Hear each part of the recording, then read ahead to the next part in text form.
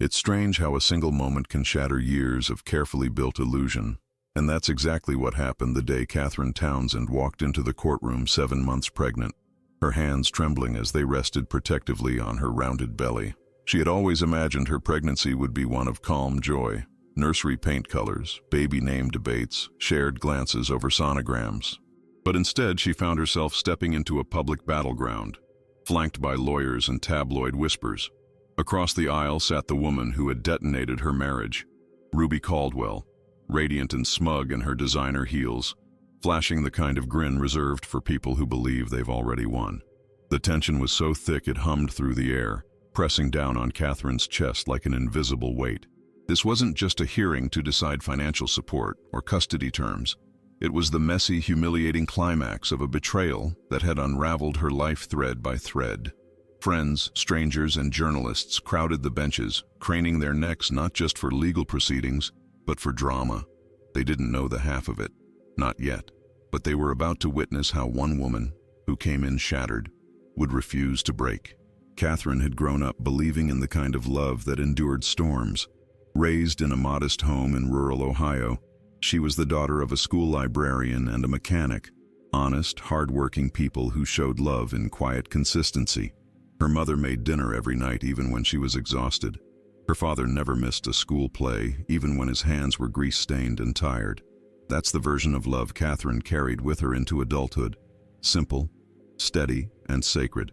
So when she met James Townsend at a charity gala in Chicago, swept away by his charm, philanthropy, and old money elegance, she thought she'd found the grown-up fairy tale. He said all the right things, listened, showed up, proposed within a year. She had no idea she was marrying into a life that would eventually swallow her whole. What started as a dream, the glittering estate, the magazine-featured wedding, the endless affection, would erode under the weight of silence, secrets, and a mistress who didn't just take her husband, but also tried to erase her identity. Catherine didn't come from a world of scandals and public disgrace, but life was about to teach her just how strong she'd have to be to survive in one. In the early days of her marriage, Catherine truly believed she had found her forever. The Townsend estate was like something pulled from a period drama. Towering ceilings, curated art galleries in every hallway, a garden so meticulously kept that it looked like it had been frozen in bloom. But more than the wealth, it was the way James would reach for her hand during dinner parties, how he kissed her forehead before leaving on business trips, how he'd listen, really listen, when she talked about starting a family or hosting a community reading program like the one her mom used to run. He wasn't just a husband then, he was her safe place. But slowly, almost imperceptibly, that warmth began to slip away. The trips grew longer, the calls shorter. Excuses piled up like unopened mail. Catherine told herself he was just under pressure. After all, he wasn't just a man. He was a legacy, the heir to a fortune that came with expectations and corporate empires to manage. She tried to be patient, supportive, the kind of wife who doesn't complain, who understands. She told herself the distance was temporary. She had no idea that James had already begun creating a second life, one that didn't include her. The shift became impossible to ignore by the time Catherine was 3 months pregnant. At first, it was just whispers, barely formed suspicions delivered with sympathetic eyes by tennis club acquaintances and socialites at charity events. People asked her if she was okay a little too earnestly, if everything was all right at home in tones laced with something unsaid. Still, she brushed it off. Gossip was practically a currency in high society, and Catherine had seen plenty of good people brought down by nothing more than speculation. But then came the photo, delivered by Colin Hardy, the family's longtime head of security, and someone Catherine trusted like an uncle. He handed her an envelope with a grim look that said everything before she even opened it. Inside, James, seated in a dim lounge, his hand resting intimately on the leg of a red-haired woman, Ruby Caldwell. The shock was visceral, like being punched in the chest by someone you thought would never hurt you. And yet, the moment that picture reached her hands, the blindfold fell away. She had been defending a marriage that no longer existed, trying to salvage a connection that had already been severed. That was the night her world broke, and the moment she started to rebuild it, brick by painful brick. The confrontation that followed was anything but cinematic. No screaming, no broken vases, no dramatic exits. Just Catherine standing in their candlelit living room, holding the photograph with trembling hands, her eyes swollen with the tears she hadn't let fall. Yet, James walked in from a meeting, loosened his tie, and paused when he saw her. She said nothing at first, just held up the photo, her silence louder than any accusation. He didn't deny it, didn't try to pretend it was a misunderstanding. He just stood there, mouth slightly open, looking like a man caught in a trap he'd set for himself.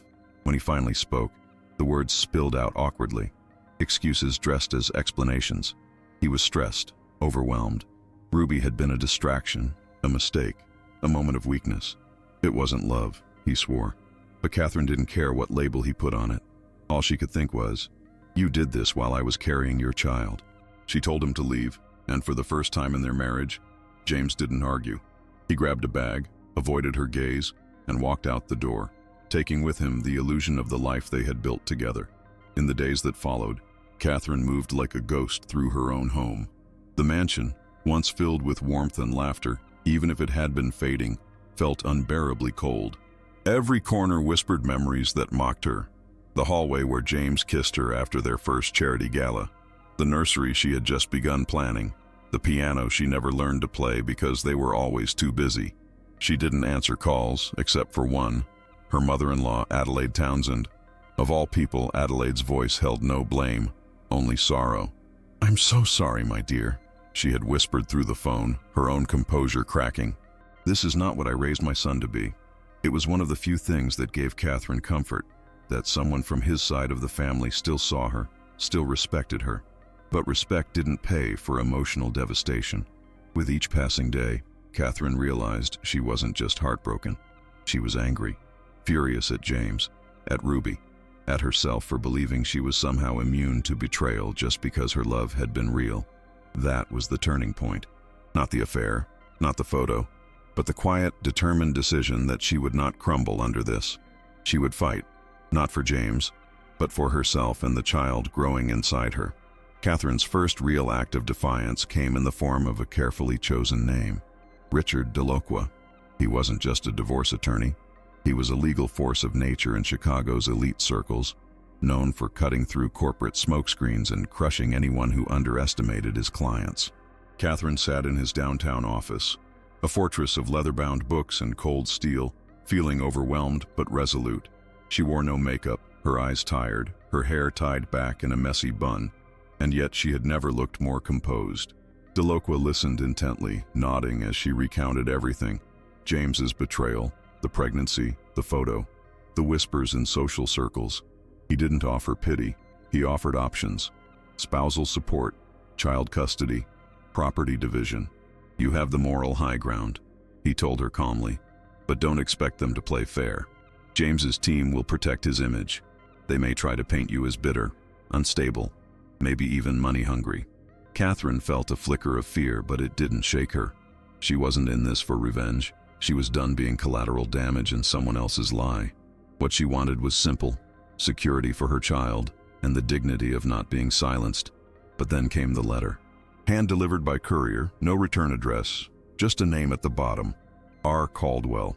Inside, a single sentence: "I'm sorry for everything, but you should know the truth. Meet me." Catherine stared at the note for hours. She wasn't sure what Ruby could possibly say that would matter. What truth could possibly change the damage already done? But curiosity won out. They met at a small cafe far from the Gold Coast crowd, a quiet place with no paparazzi lurking nearby.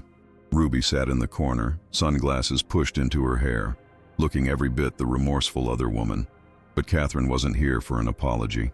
She let Ruby speak, watching her face closely as she described how James had pursued her, manipulated her, told her Catherine was cold, controlling, obsessed with wealth, lies, all of it. But hearing it still stung like salt on an open wound. Catherine realized then that Ruby wasn't just a willing participant. She was a pawn in James's ego-driven spiral. That didn't make her innocent, but it made her just pathetic enough for Catherine to pity, if only for a second.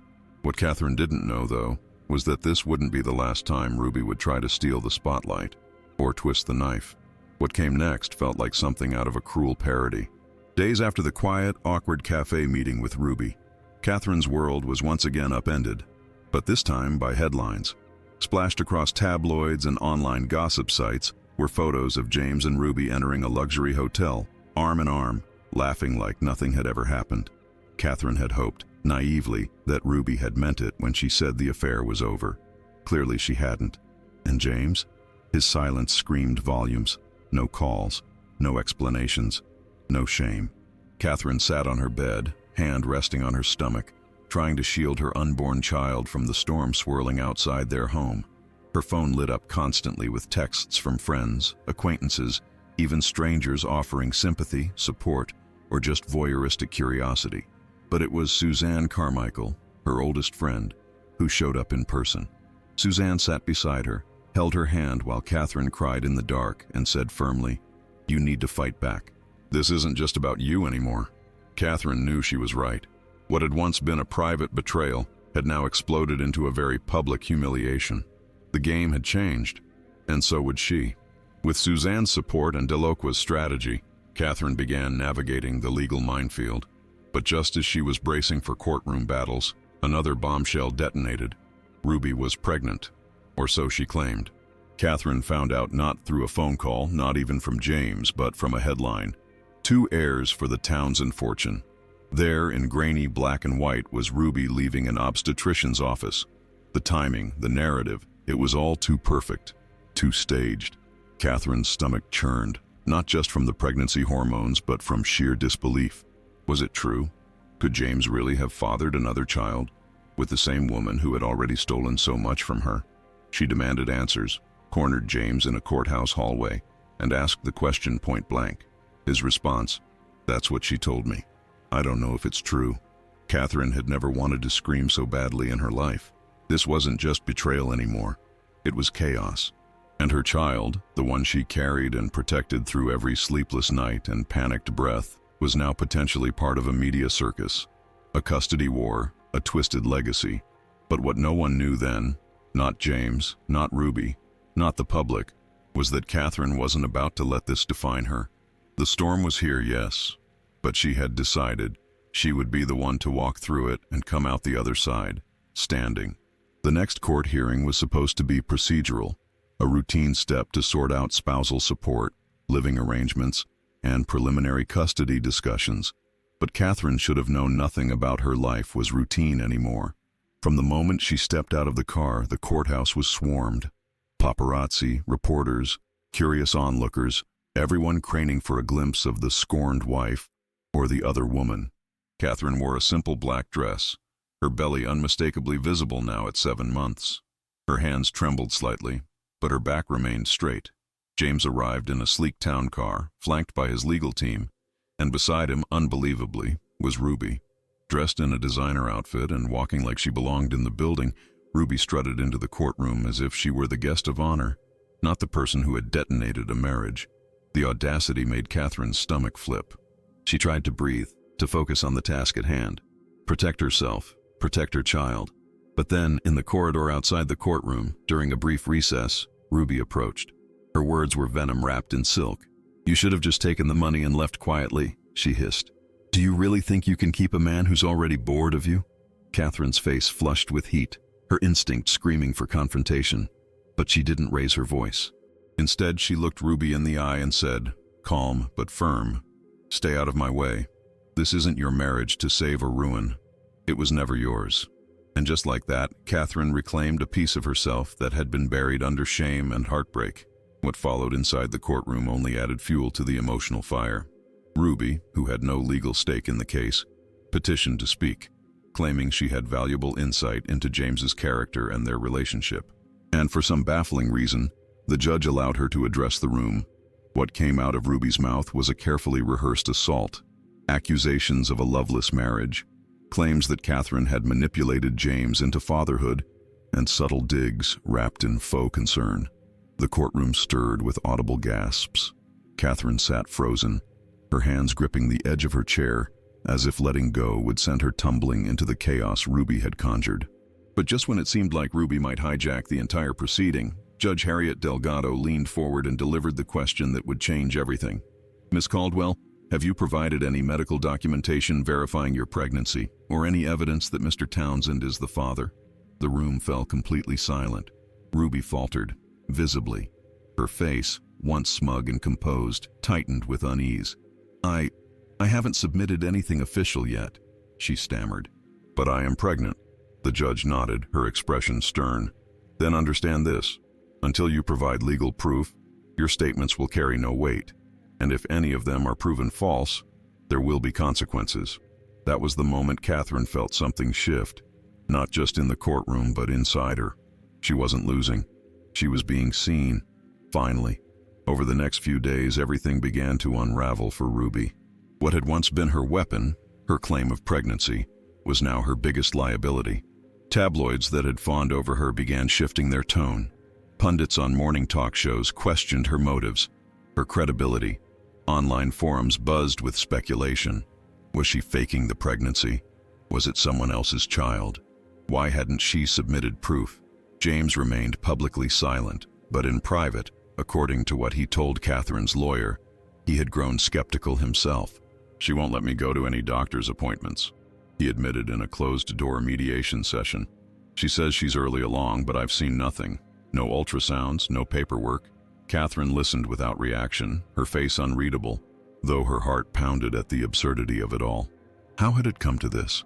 A woman lying about carrying a child to secure wealth and status. It was grotesque, but in that grotesqueness, Catherine found something unexpected.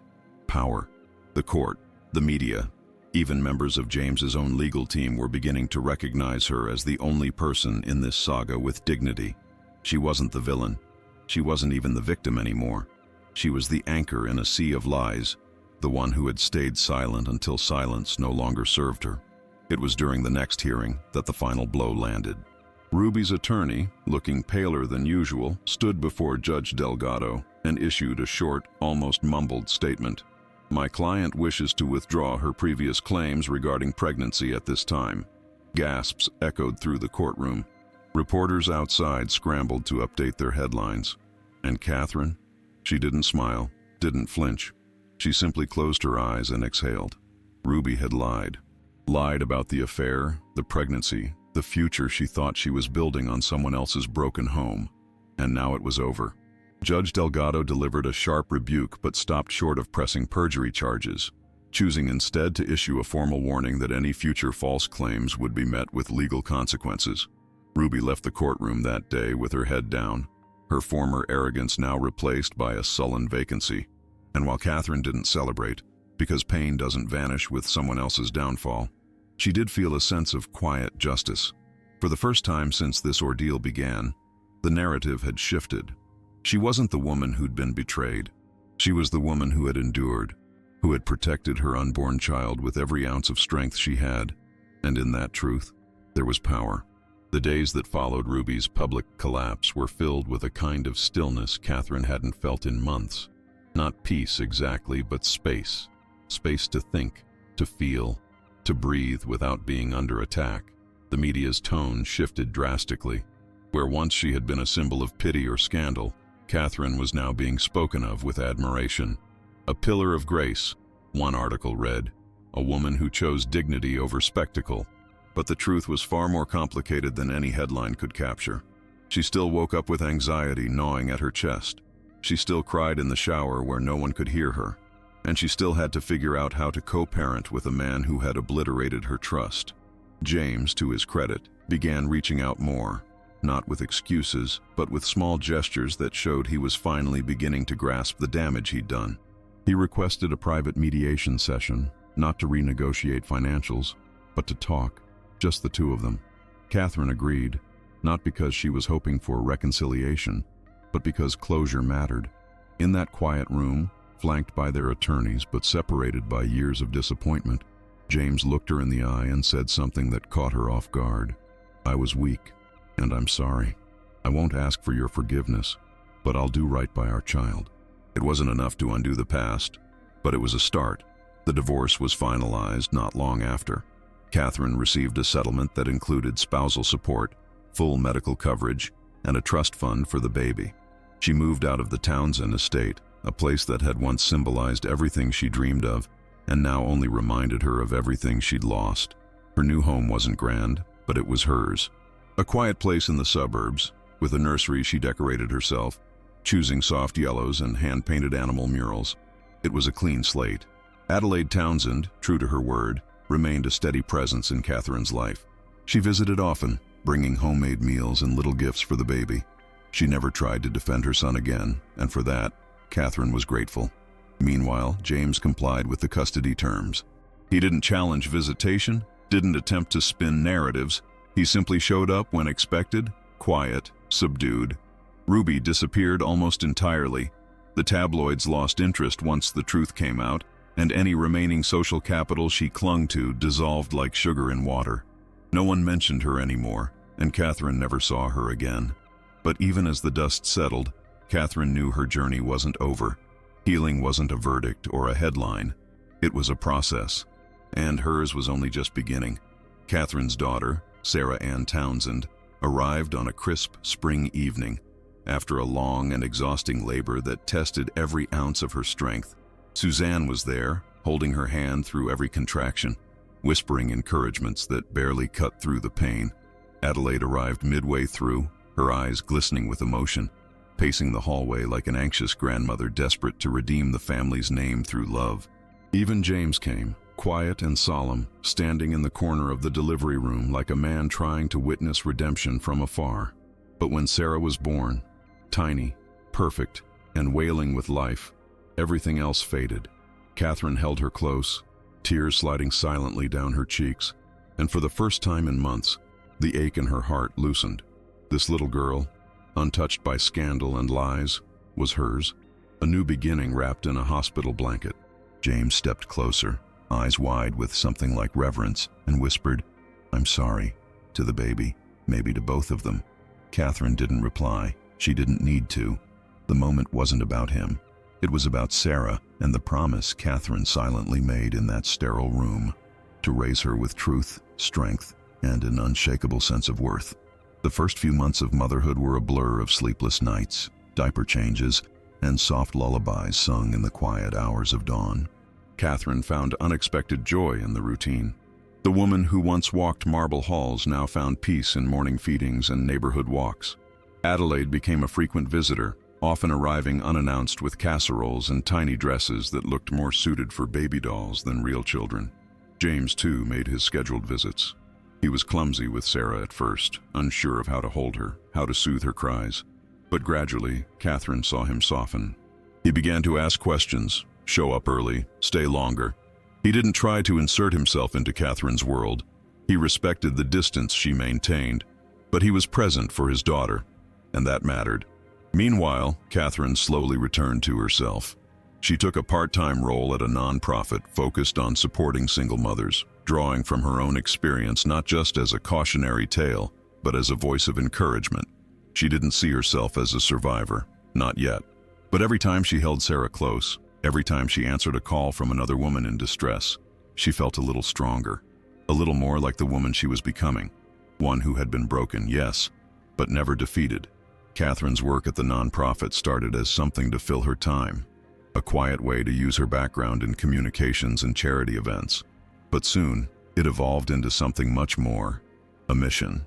She met women from all walks of life, a young mother trying to escape an abusive relationship, a recent immigrant struggling to navigate the legal system, a woman in her 40s blindsided by infidelity after 20 years of marriage.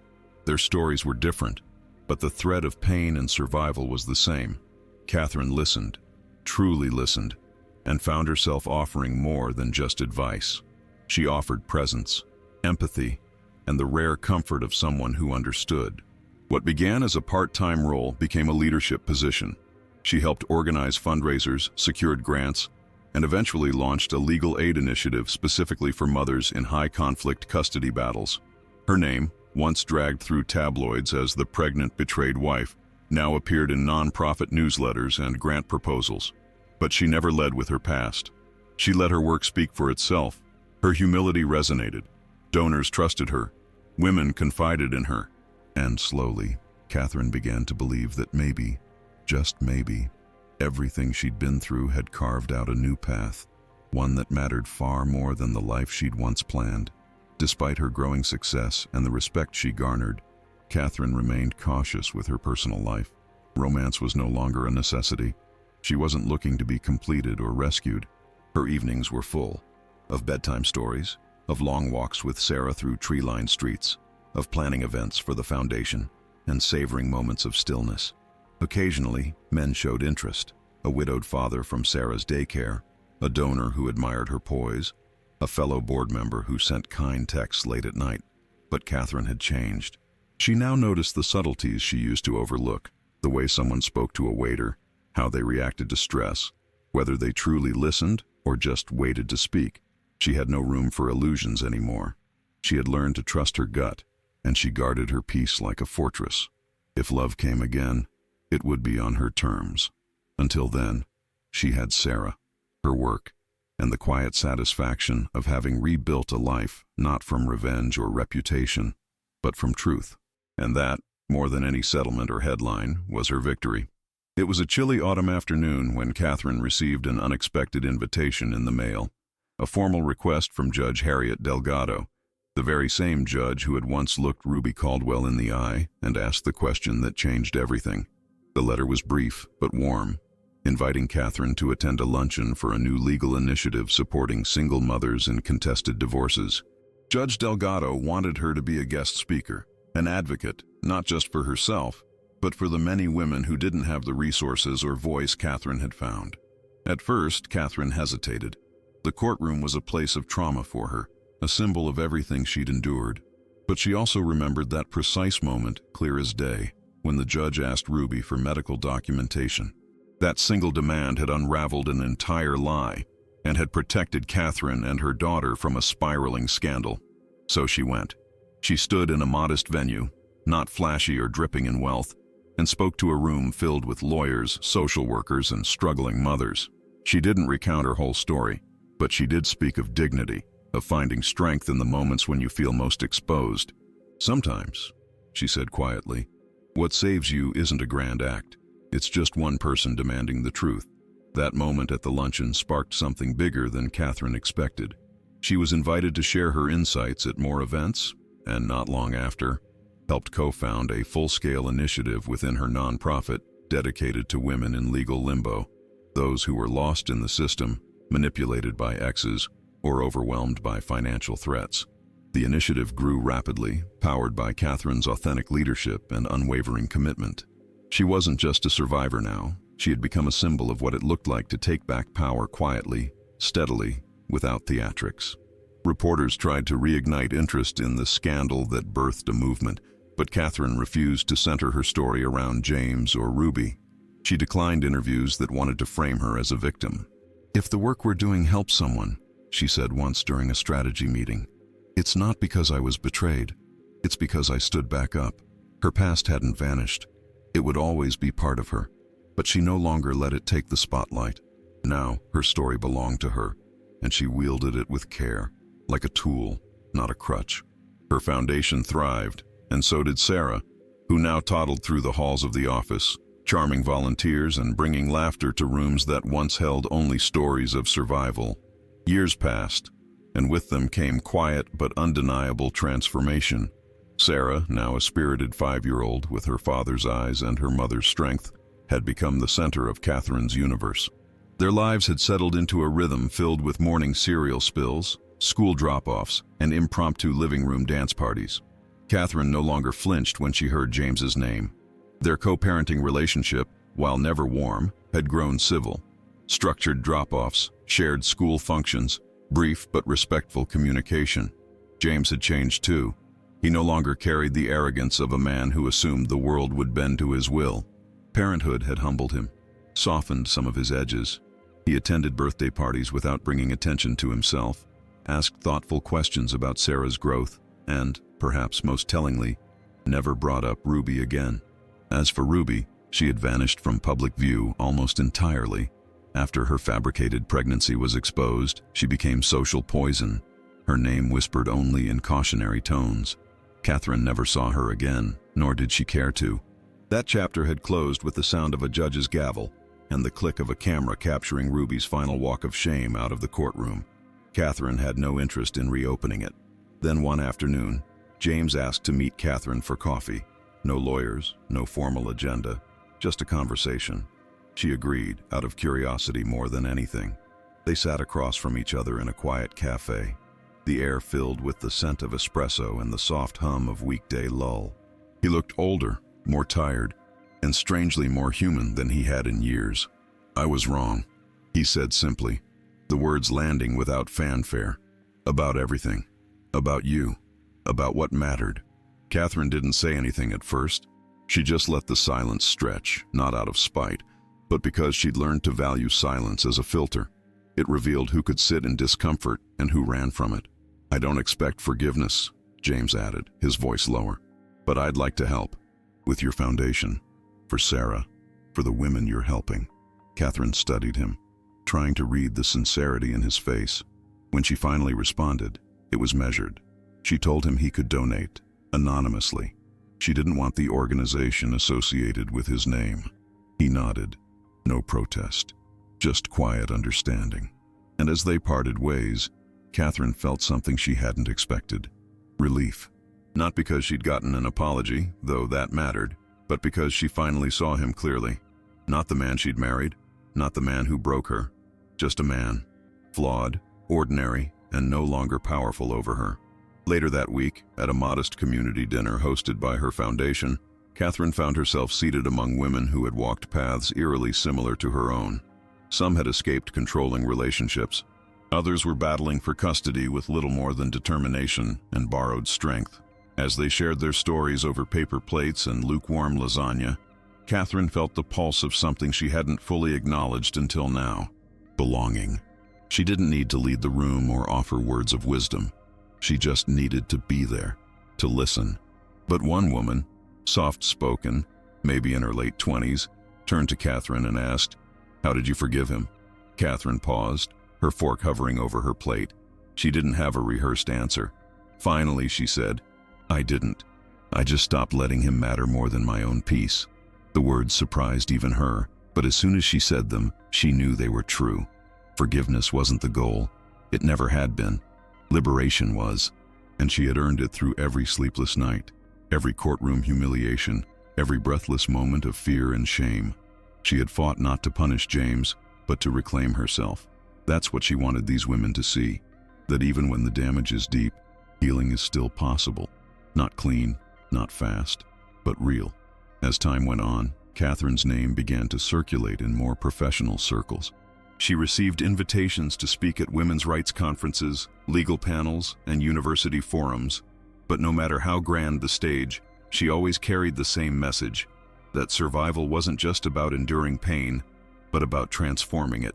"You may never get the apology you deserve," she said once during a packed auditorium Q&A, "but you can still build a life that no longer needs it." The words struck a chord, repeated in blog posts, quoted in interviews, even printed on bookmarks the foundation gave to new clients. But Catherine wasn't interested in being a figurehead or celebrity. Her focus stayed where it had always been, on Sarah and on the work. She spent mornings walking her daughter to school and afternoons helping women draft custody petitions or apply for emergency housing. Her office wasn't lavish, but it had warmth, photos of Sarah, hand-painted thank you cards from clients, and a plaque the board had surprised her with, for turning pain into purpose. And though she never sought validation, she cherished that reminder. Her life hadn't been rebuilt on a foundation of revenge or justice, but on something stronger. Resilience born from truth, and the choice, every day, to keep going. Sometimes, late at night, after Sarah had fallen asleep with her favorite stuffed elephant tucked under one arm, Catherine would lie awake and replay the memories she used to avoid. The courtroom, the fluorescent lights, the sea of strangers watching her unravel, Ruby's smug smile, the tremble in her own voice when she asked James if it was true. Those moments no longer cut her like they used to, but they hadn't disappeared. They were like faded scars, proof of pain, but also of survival. She didn't deny what she'd been through. She had simply learned how to carry it differently. It no longer owned her. It informed her, made her more cautious, more intentional, more attuned to the quiet warning signs people miss when they're in love with the idea of love. Sarah sometimes asked about the Castle House, her toddler way of remembering the Townsend mansion, and Catherine would answer with just enough truth. It was a beautiful place, but not a happy one. And then she'd kiss her daughter's forehead and whisper a silent promise that no matter what, this house, their little suburban home with mismatched curtains and laughter in the walls, would always be filled with love. One day, while preparing for a panel discussion on women's legal advocacy, Catherine came across an old file in her email, court transcripts from her first hearing. Her eyes scanned the lines absent-mindedly until she found it. The question, the moment. Judge Delgado's voice, transcribed in stark black letters. Miss Caldwell, have you confirmed through official medical records that James Townsend is indeed the father? Or, for that matter, that you are actually pregnant at all? Catherine leaned back in her chair and exhaled. That question, so simple, had sliced through months of deceit. It had saved her from a lifetime of being gaslighted, manipulated, and overshadowed. It hadn't just exposed Ruby. It had forced James to confront his own cowardice. It had handed Catherine the first sliver of control in a situation where she'd had none. And though she had rarely spoken of it publicly, she knew deep down it had changed her life. That one demand for truth had been her lifeline. Not because it proved anything about Ruby, but because it reminded Catherine that facts matter, that when everything else feels murky, standing in your truth is the most radical thing you can do. 5 years had passed since Catherine Townsend walked into that courtroom, pregnant, broken, and humiliated. Now, standing on stage at her foundation's annual gala, she looked nothing like the woman she once was. Her dress was simple, elegant. Her hair was pulled back with quiet grace. But it was her presence that drew the room's attention. Steady, composed, unshakable. The auditorium was filled with people from every part of her journey. Legal advocates, donors, survivors, and friends who had stood by her when the world seemed to turn its back.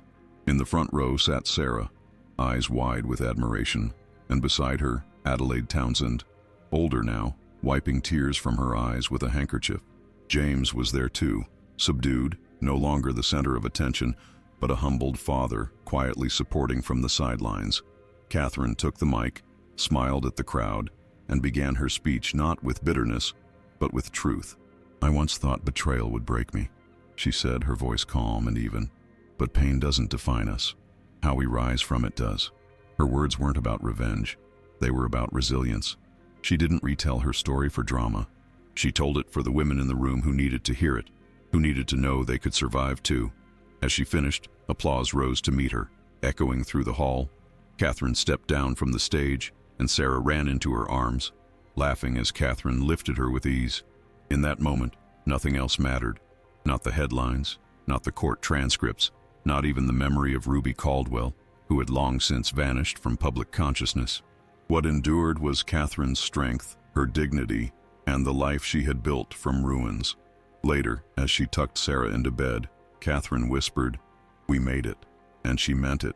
She hadn't just survived a scandal, she had transformed it into something purposeful. Not a tale of heartbreak, but of restoration. Of a woman who lost everything and found herself. Of a mother who chose truth over silence, dignity over defeat. And for all the chaos and pain that had once surrounded her, Catherine had come to understand the quiet power of her journey. She wasn't the scorned wife. She wasn't a footnote in someone else's tabloid saga. She was her own story, one of courage, grace, and enduring strength. And in the years to come, whenever someone asked how she made it through, she would simply say, one question, one moment of truth. That was all it took.